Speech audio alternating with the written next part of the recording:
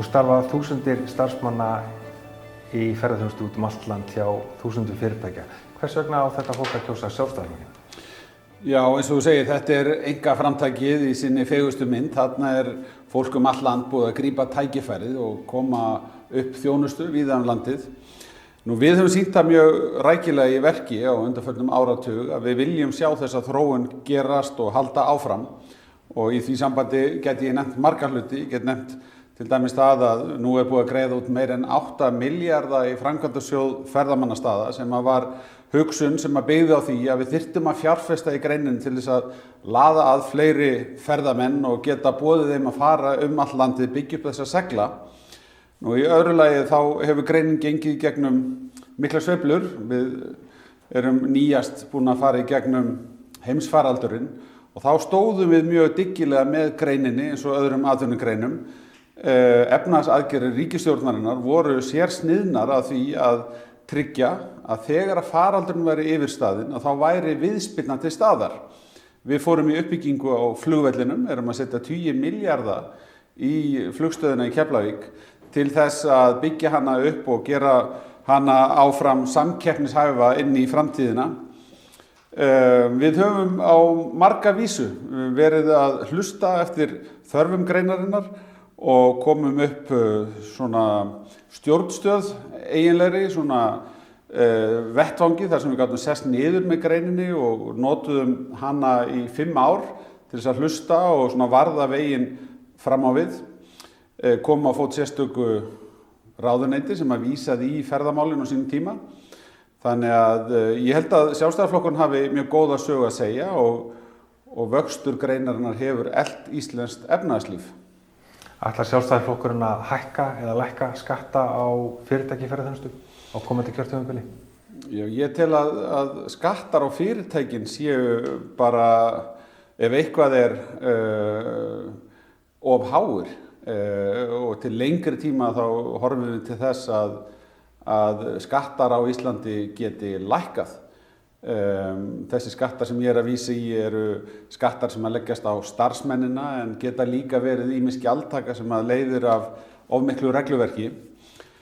En ég vil hins vegar segja varðandi gjaldtöku sem að tengist ferðaþjónustunni að ég tel að við eigum að beita svona þjónustu tengdum gjöldum og það sé í góðu lagi að nýta gjaldtöku á ákveðnum stöðum til þess að stýra aðgengi, til þess að fjármagna uppbyggingu og þess háttar gjaldtaka þarf að halda áfram að þróast og ég held að við höfum þróað undanförnum árum ágætis dæmi sem að sýna að við notum tekjurnar af slíkri gjaldtöku til þess að fjárfesta aftur í þjónustu á viðkomandi svæðum og þá getur þetta verið mjög skynsamlegt auk þess sem að stýringin getur skipt máli þannig að við séum að byggja þetta upp með sjálfbærum hætti.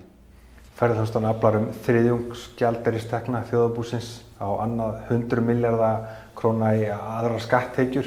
Þannig þú ert að segja að það sé komið nóg að skatttekju í ferðaþjónustu? Nei, ég held að við getum vel séð fyrir okkur áframhaldandi svona mátulegan vöxt í þessari grein.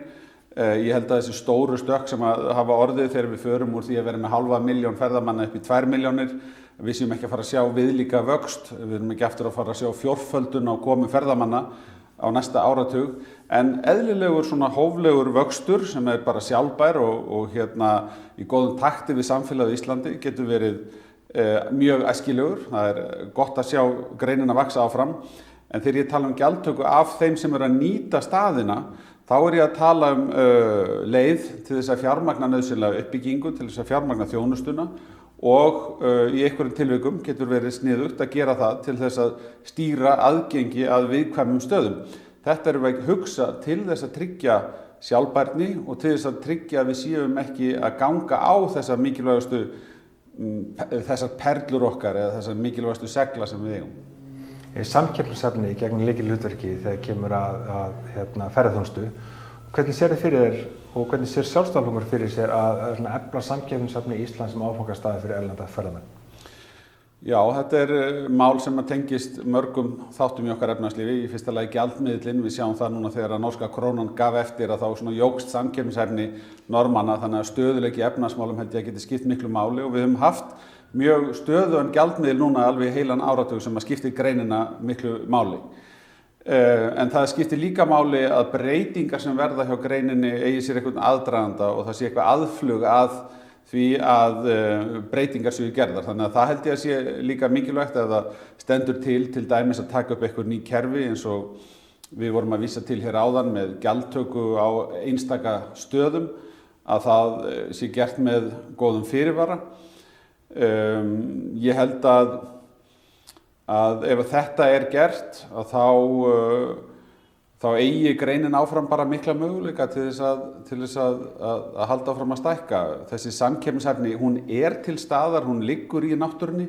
Mín skoðun er svo að við höfum ekki að sækjast sérstaklega eftir því að byggja upp svona fjöldatúrisma, heldur eigum við að leggja áherslu á gæðin og þar skiptir máli að halda áfram að fjárfesta í innviðunum eins og við höfum verið að gera í gegnum framkvæmdasjóðinn, byggja upp alvöru flugstöð og leggja áherslu á þá einstöku upplifun sem það er að koma til Íslands og það held ég að sé langt líklegast til þess að byggja undir vel borgandi störf í íslenskri ferðaþjónustu.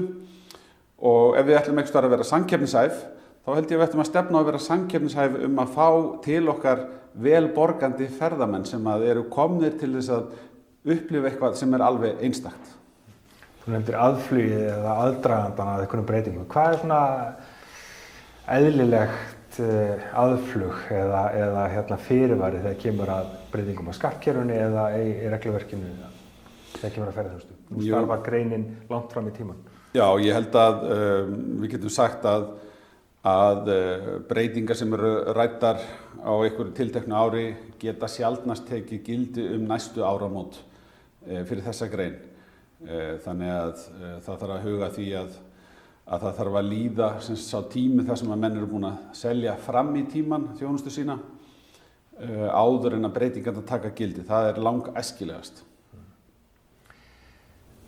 Ef þú myndir kjarna stefnu Sjálfstæðisflokksins þegar kemur að ferðaþjónustu í svona stutta lyfturæðu, við erum kannski að fara upp á 3. og 4. hæð, hvað viltu segja í lyftuferðinni? Já, við viljum viðhalda þessari upplifun sem er að koma til Íslands. Við erum að bjóða upp eitthvað alveg sérstakt og okkur finnst eðlilegt að fólk geti gert háar kröfur og miklar væntingar þegar það kemur til Íslands. Við ætlum að vera samkeppnishæf í svona breiðu tilliti. Til þess að þetta sé raunhæft, þá þurfum við stjórnvöld að standa með þeim sem eru að reyna að tryggja þessa upplifun, gera þeim kleift að bjóða upp á þá þjónustu sem að hugur manna stendur til þess að upplifa þegar þeir koma og það felur þá það í sér að tryggja gott rekstrarumhverfi fyrir fyrirtækin, að það sé stöðuleiki í efnahagsmálum og gjaldmiðillinn sé ekki á mikilli ferð eins og hefur verið núna í 10 ár þó að við höfum verið með verðbólgu í íslensku krónunni sem er að sér fyrir endan á núna, að þá hefur gjaldmiðillinn verið stöðugur. Ísland á bara einfaldlega að vera framúrskarandi staður til þess að koma og njóta þess að heimsækja í hvaða tilgangi sem það ert að koma. Og þannig hefur það verið, þannig hefur okkur tekist að laða til landsins 2 milljónir ferðamanna og við viljum að verði þannig áfram. Bestu þakkir og gangi ykkur vel. Takk.